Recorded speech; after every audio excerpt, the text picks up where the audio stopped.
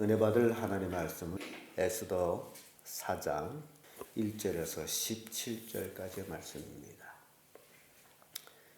에스더 4장 1절에서 끝절까지의 말씀 찾으셨으면 교독합니다. 제가 먼저 읽겠습니다. 모르드게가 이 모든 일을 알고 그 옷을 찢고 굵은 벳을 입으며 죄를 무릅쓰고 성중에 나아가서 대성통곡하며 대궐문 앞까지 이르렀으니 굵은 벼옷을 입은 자는 대궐문에 들어가지 못합니다.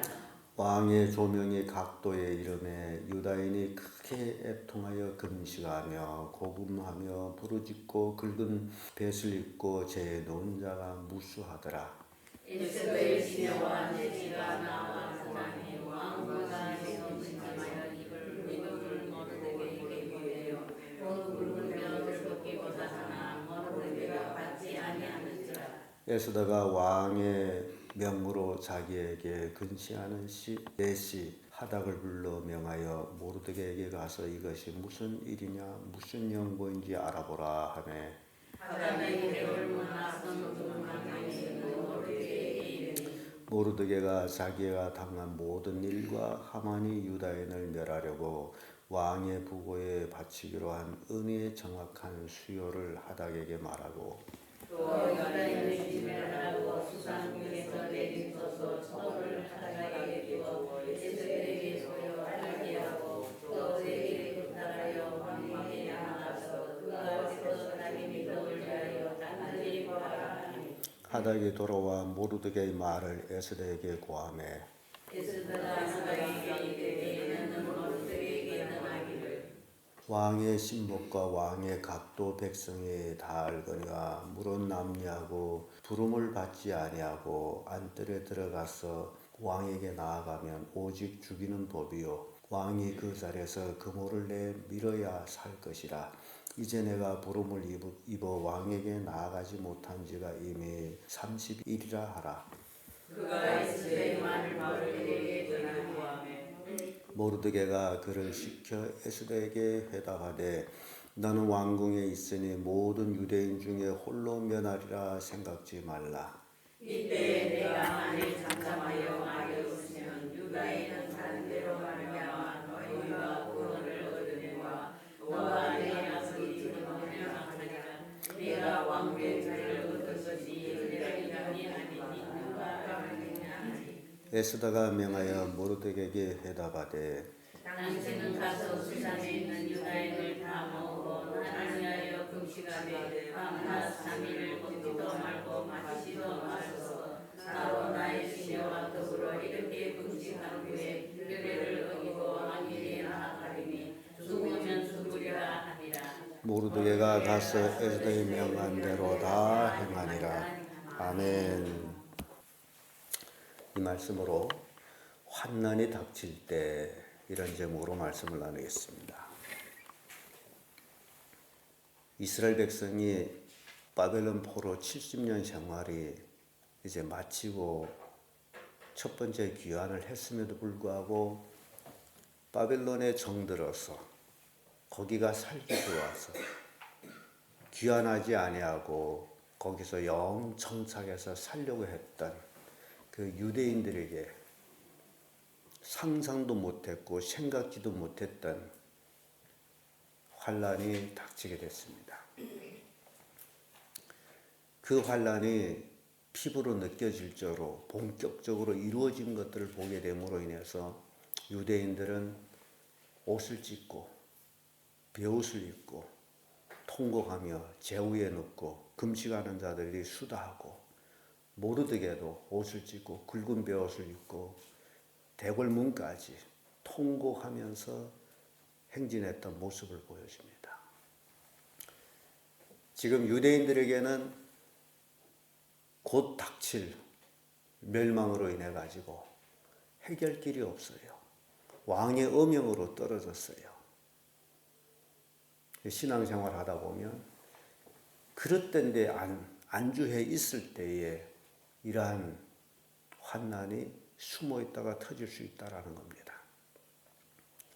오늘날 우리 그리스도인들이 세상에 살기 좋아서 모든 것이 풍요로워서 하나님을 의지하지 않아도 모든 것이 된다라고 생각할 때에 그때가 바로 환난의 시작이 다가온다라는 그런 것을 깨우쳐 주는 때입니다. 그래서 네가 섰다라고 생각할 때에 넘어질까 조심하라고 말씀하고 있습니다. 평안하다, 안전하다 할 때 멸망이 덫과 같이 임한다라고 성경은 말씀하고 있습니다. 그러므로 그리스도인들은 늘 근신하고 깨어 있어야 됩니다. 마귀 역사가 어떻게 일어나는지 아무도 모릅니다. 구약의 이스라엘 역사를 보게 되면 그 잠재했던 숨어있던 평일에는 아무 일도 없던 그런 것들이 나중에는 문제를 일으켜가지고 왕을 모반하는 그런 내용들을 보게 됩니다. 그럼 우리의 육체를 놓고 볼 때도 육체가 건강할 때는 젊었을 때는 모든 것이 가한데 그래서 모든 것을 하고 있는데 그러다 어느 날에 육체의 질병이 뛰어나옵니다. 숨어있던 그것이 뛰쳐나옵니다. 왜 뛰쳐나오느냐? 우리 육체의 면역이 내려갔을 때에 몸 안에 숨어있던 그 질병의 근원들이 뛰어나옵니다. 그때는 막을 길이 없습니다. 똑같은 거예요. 우리가 건강한 몸으로 살기를 원한다면 건강 유지하기 위해서 운동도 해야 되고 또 나쁜 음식을 먹지도 말아야 되고 등등 여러 가지로 자기 몸을 위해서 살아야 되겠죠. 근데 건강한 몸을 잃어버리고 나야 늘 이렇게 건강하지 하면서 되는 대로 먹고 되는 대로 살게 되면 어느 날에 갑자기 병이 뛰쳐나오게 되면 해결길이 없습니다. 이스라엘 백성이 페르시아에서 너무너무 살기 좋아요. 여러분 생각해 보세요. 왕이 등극해서 3년 만에 대잔치를 베풀어 가지고 반년 동안 어마어마한 사람들 불러다 잔치를 했으면 그 국력이 얼마나 크냐라는 걸 보여주죠. 살기가 얼마나 좋아요. 열심히 일하게 되면 잘 사는데. 그러니 유다로 귀환할 이유가 없는 거예요. 왜 우리가 예루살렘으로 돌아가야 돼? 돌아갈 이유가 뭐예요? 거기서 사나 여기서 사나 똑같게 사는 건데 왜 돌아가야 돼요? 여러분들이 생각해 보시오. 바벨론 70년 포로로 살다가 이제 정착해서 집을 사고 모든 것이 정상으로 돌아갈 때 왜 그 집을 다 처리하고 다시 집도 없는 곳으로 돌아가야 돼요? 왜 그래야 될까요? 상상이 안 되죠. 왜냐하면 돈만 있으면 어디서든지 잘 산다고 생각하는 그런 현대인들이 사고를 가지고는 왜 유대인들이 70년 만에 돌아가야 되는지 사고가 안 되죠. 생각이 안 나오죠. 예루살렘으로 돌아간다라는 다른 말로 의하면 하나님께로 돌아간다는 얘기예요. 예루살렘으로 돌아가야 거기 가서 예배도 하고 제사도 하고 율법의 말씀대로 살기도 하고 근데 바벨론에 그냥 머물러 있게 되면 그렇게 살 수가 없다는 거예요. 오늘날 우리에게 주는 교훈도 마찬가지입니다. 우리가 교회 중심으로 살지 아니하게 되면 세상 중심으로 살아가요. 여러분 가족을 자신의 가족을 들여다봐도 마찬가지일 거예요. 가족 식구들이 예수 믿는다 하면서도 말씀대로 살지 않게 되면 세상대로 살아가는 모습 볼 거예요. 그래서 하나님께로 돌아가야 돼요. 하나님의 축복을 받으면 살아야 돼요. 그런데도 안 돌아가겠다. 오늘 이 에스더가 바로 그런 내용이에요. 페르시아 왕국에서 사는 것이 너무 좋은데 왜 이스라엘로 돌아가야 되느냐? 왜 유다로 돌아가야 되느냐? 그래서 포로 귀환을 해야 되는데 안 하는 그 무리들이 첫 번째 귀환하고 두 번째 귀환하기 전에 사건이 터진 것이 바로 이 에스더의 사건이라는 거죠. 가만히 생각해 보면 그래. 우리 민족, 우리 딸이 왕후까지 됐는데 우리가 뭐하러 돌아가? 이것이 곧 우리의 나라가 될 수도 있는데 뭐 그런 생각했는지도 모르겠어요. 그런데 숨어있던 마귀가 드러나기 시작하는 것이 바로 누구예요? 하만이란 말이에요. 하만이 결국 유다인 전체를 죽이려고 하는 음모를 성공시켰어요. 그래서 왕의 조서를 내려가지고 127도에 날짜를 정해서 그 하루 모든 민족들이 일어나서 유다 백성을 다 죽이고 그들이 가지고 있는 재산을 다 몰수해라. 그런 조서예요. 심각하지 않습니까? 어느 날 우리가 예수 믿는 것 때문에 우리를 이 땅에서 죽이고 우리 재산을 뺏는다. 그런 생각해 보세요. 예수 믿는 것 때문에 죽인다. 재산을 뺏는다. 여러분 어떻게 할 것 같아요? 그렇다면 예수 믿지 말아야지. 그렇다면 나 유대인 되기를 포기해야지. 그럴 사람이 많다 적다? 기가 막히게 많다라는 거예요. 그래서 신앙이라는 거는 환난이 닥쳐봐야 그 신앙의 진가를 알게 됩니다. 평일에 좋을 때야 누가 못하겠어요. 그러나 환난이 닥칠 때에 그 신앙의 진가, 참신앙이라면 빛을 낼 것이고 거짓신앙이라면 어둠에 묻혀버릴 것이다. 그래서 오늘 본문을 통해 가지고 환난이 닥칠 때에 신앙인이라면 어떻게 해야 되느냐, 그걸 우리에게 교훈하고 있는데요. 그 첫째가 사연을 알아야 돼. 어디로 인해서 오는 환난이냐. 4절에서 8절까지 말씀 보게 되면 이제 에스더가 왕궁에 있다 보니 바깥에서 일어나는 사건을 잘 몰라요.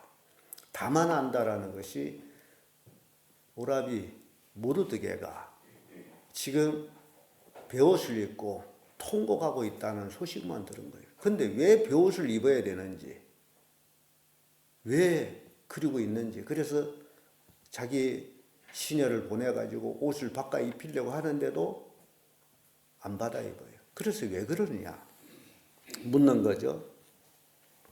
그래서 모르드게는 7절에서 8절까지 말씀하면 그동안 왕의 조서와 그리고 또 하만의 그 음모, 이 모든 것들을 조서의 사본도 에스더한테 보내주는 거죠. 보게 하기 위해서. 에스더는 그 사건을 보고 지금 돌아가는 형세를 알게 됐어요. 굉장히 위급해요. 근데 에스더로서는 어떻게 할 방법이 없어요. 근데 모르드게는 부탁을 합니다. 왕 앞에 나가서 구해봐라. 네가 왕궁에 있다 해서 너 혼자만 살아남을 것이다. 착각하지 마거라. 네가 왕후가 된 것은 바로 이때를 위해서 된 건지 어찌 알겠느냐. 네가 잠잠하고 있다면 하나님은 다른 데로 인해서 유대인들을 구원하지만은 너와 내 집은 멸망할 것이다. 이게 신앙의 선배로서 또 자기 딸처럼 키운 에스더한테 얼마나 조언을 잘해줬는지 몰라요. 여러분들은요, 가족이라 해가지고 잘못된 것을 보면서도 조언을 안 한다면 그건 가족이 아니에요. 잘못된 길로 가는 것을 가만히 보고 놔둔다면 그것을 어찌 가족이라고 얘기하겠어요. 잘못된 걸 보게 되면 시정해 줘야 되고 바른 길로 나갈 수 있는 길을 제시해 주고 그래야 되는 것이 가족이에요. 모르드게는 바로 방법을 이제 제시해 주는 거예요. 어떻게 하라는 걸. 에스더는 여자로서 왕후로서 할 수 있는 것은 없고 그래서 그 방법을 제시해 주는 거예요. 근데 에스더의 입장에서는 지금 왕 앞에 나간다는 게 뭐 남편과 아내가 서로 만나고 싶으면 계속 한 집에서 살면서 언제든지 만나고 그런 게 아니라 여기의 제도는 왕이 불러야 만날 수 있는 거예요. 왕후라도 불러야 만날 수 있는 거예요. 부르지 않았는데도 나가게 되면 법적으로는 죽이는 거예요. 왕에 대한 무시. 내가 부르지 않았는데도 네가 오냐? 무시해 죽는 거예요. 다만 사는 길이 있다면 부르지 않았는데도 나갔는데 왕이 보고 왕이 지고 있는 호를 금으로 만든 호를 내밀었을 때에 그때는 산다고요. 지금 왕 앞에 나간다는 게 어떤 거예요? 죽음을 각오하고 나가는 거예요. 자기 남편 되는 왕이지만은 부르지 않았는데 나가는 것은 죽음을 얘기하고 있다라는 거죠. 그래서 에스더의 결단이 나옵니다. 죽음을 각오하는 결단이에요.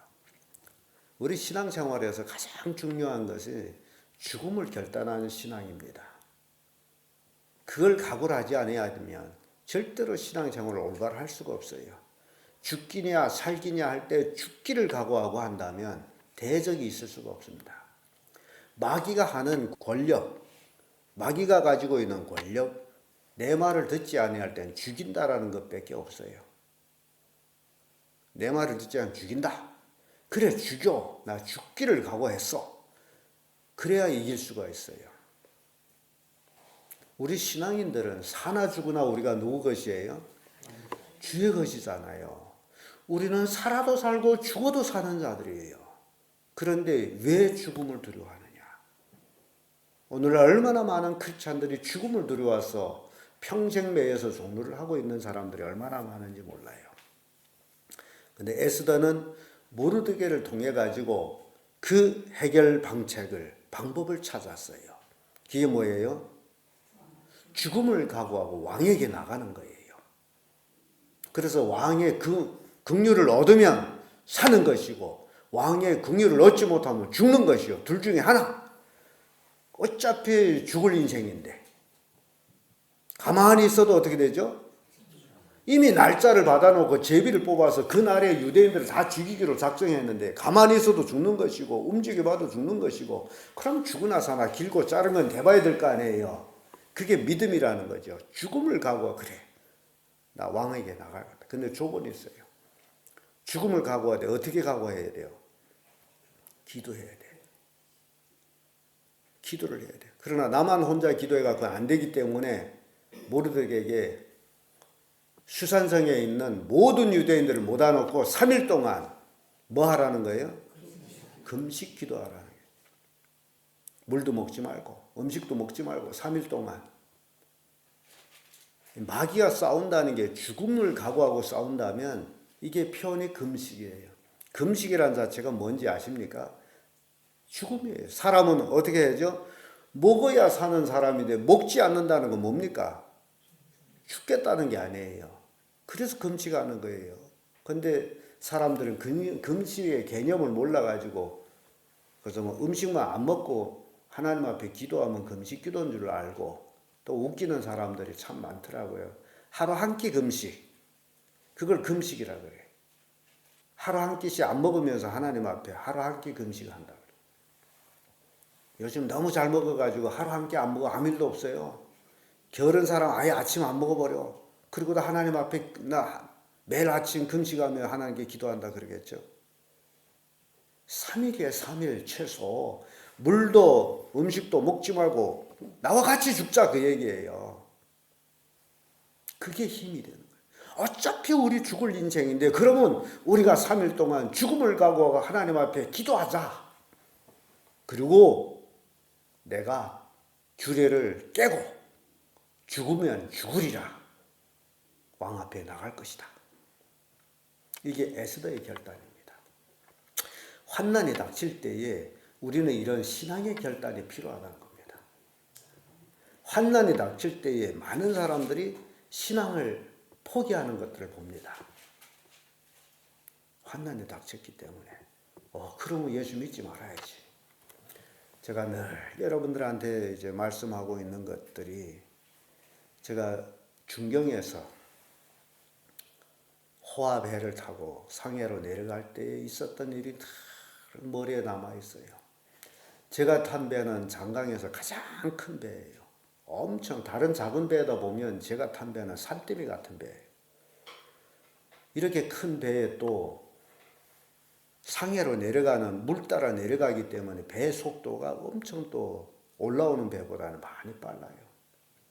그러니 그 큰 배가 속도를 내고 내려갈 때에 물을 가르면서 내려가기 때문에 그 물이 갈라지는 그 파도 엄청나게 큽니다.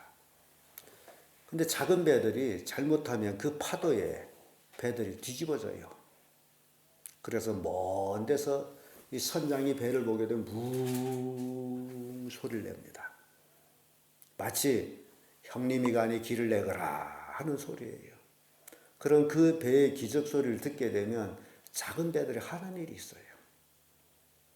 가던 길을 멈추고 내려가던 배도 올라온 배도 그 장강이 좁기 때문에 자기들이 가던 길을 멈추고 큰 배에 맞이할 준비를 하고 있어요. 이 물을 가르고 가는 이 파도가 엄청 큰데 지금 이것을 환란이에요. 지금 우리 작은 배에 환란이 닥치는데 그걸 어떻게 해야 되느냐? 거기서 참나 큰 교훈을 받았어요. 올라온 배들도 파도가 이렇게 45도로 갈라지잖아요. 뱃머리를 파도에 마주대는 거예요. 내려가던 배도 뱃머리를 돌려서 마주대는 거예요. 그래서 파도가 지나면 뱃머리 파도에 댔기 때문에 배가 이렇게 해서 파도가 지나가 버려요. 만약에 뱃머리를 대지 않고 옆에 있다면 파도가 탁 치면 옆 아래에 물이 들어가서 hir뜩 뒤집어지죠. 그걸 보면서 신앙은 바로 저것이다. 환난이 닥치게 되면 어떻게 해야 돼요? 맞받아 나가야 돼요. 피하면 죽어. 이 에스더를 통해서 우리에게 그걸 보여주고 있습니다. 지금 유대인들은 엄청난 환난을 당하고 있어요. 지금 죽느냐 사느냐의 위기에 지금 다다랐어요. 어떻게 해야 됩니까? 가만히 앉아 죽어야 돼요. 그렇다고 해서 칼을 들고 맞설 수도 없고, 왜냐하면 왕의 어명이 떨어진 거기 때문에. 칼을 들고 일어서면 반란이고 더욱 죽이는데 명분을 쌓아주는 게 되죠. 그러니까 앉아 죽어야 돼. 그럼 어떻게 해야 돼요? 맞받아 싸워야 되는데 어떻게 싸웁니까? 성경은 우리의 싸움은 혈과 육이 아니라 그랬죠. 악한 영과의 싸움이라 그랬죠. 그러니까 뭐 해야 됩니까? 그러니까 기도를 해야 돼. 하나님의 도움을 구해야 돼요. 그것도 3일 동안 물도 안 먹고 밥도 안 먹고 금식하면서 온 수산성에 있는 유대인들 다 모아 놓고 하세요. 이건 왕후의 명령이야. 모르드게는 에스더의 명령대로 했다라고 그렇게 기록하고 있습니다. 여기서 굉장히 중요한 이치를 우리에게 깨우쳐 주는 거예요. 에스더의 결단에 따라줘야 될 것이 유대인들이에요. 17절의 말씀 보면 모르드게가 가서 에스더의 명한 대로 다 행하니라. 이제는 왕후에서 명령이 내려간 거예요. 왕후 입장에서. 그렇게 하세요. 다 그대로 했다라고 기록하고 있습니다. 그러면 어제도 우리 이제 성경 공부하면서 그런 얘기 했어요. 기도라는 건 혼자 하는 게 아니다. 많은 사람들이 예, 기도해 주세요. 그런 부탁을 해요. 남한테는 기도해 주세요라고 부탁하고 자기는 기도를 안 해. 그게 하나님 믿는 행위입니까? 내 기도의 힘이 약하기 때문에 기도 협력을 요구하는 거죠. 그래서 같이 기도해가지고 어려움을 이겨나가야 되는 것이 신앙이에요. 그래서 신앙의 동료가 필요하고 기도의 후원자가 필요한 거예요. 기도에는 하나님의 역사하심이 많으니라고. 그래서 기도를 하는 거예요. 어려움이 있을 때 육과 육에 대한 싸움을 하려고 하지 마세요. 가족 식구들도 마찬가지예요. 이건 영적인 싸움이에요. 하나님께 기도해야 돼요. 안 되게 되면 기도 요청하고 에스더처럼 금식하며 마귀와 싸워 이겨야 돼. 그게 우리의 신앙이에요. 환난을 우리가 얼마든지 이길 수가 있습니다. 생명만 내놓으면 죽기 내기로 하면 이기는 거예요. 하나님을 의지해서. 그래서 오늘 본문을 통해 가지고 환난이 닥칠 때 우리가 어떻게 할까? 에스더를 통해서 우리에게 주는 교훈이에요. 에스더가 한 그대로 우리도 하면 되는 거예요. 배운다라는 것, 배운다라는 유대 탈무드에는 흉내내는 것이다. 그리고 신앙의 선배들이 성경을 통해서 자기들이 삶을 다 기록해 줬잖아요. 그럼 우리가 이 시대에 살아가는 우리들이 그걸 따라 배우는데 그들이 한 대로 흉내내서 가면 되는 거예요. 그게 배운 거예요. 그래서 성경이 우리에게 교훈을 주는 거예요. 바르게 살고 의롭게 살고 그대로 따라하면 되기 때문에. 그런데 그거는 성경이고 성경은 현실이 아니에요. 그 당시에 현실에 닥쳤던 사람들이 그렇게 해서 이긴 것인데 그때 현실하고 오늘 현실이 뭐가 다른데요? 신앙은 똑같은 거예요. 세월이 흘렀대서 신앙의 근본이 변하는 건 아닙니다. 똑같습니다. 그때 마귀 역사, 지금 마귀 역사 똑같아요. 그래서 우리는 생명을 걸고 매일매일 싸워서 승리해야 됩니다. 우리 교회 이름 뭐예요? 얼마나 좋은 이름입니까? 승리라는 거는요, 이름만 승리가 아니고 내 개인적인 신앙이 매일 주님이 오실 때까지 승리하는 거예요. 그게 승리교회입니다. 이름만 승리교회라면 의미가 없어요. 여러분들의 신앙이 매일매일 마귀와 싸워서 승리해야 돼요. 자기와 싸워 승리해야 돼요. 가족과 불신앙하고 싸워서 승리해야 돼요.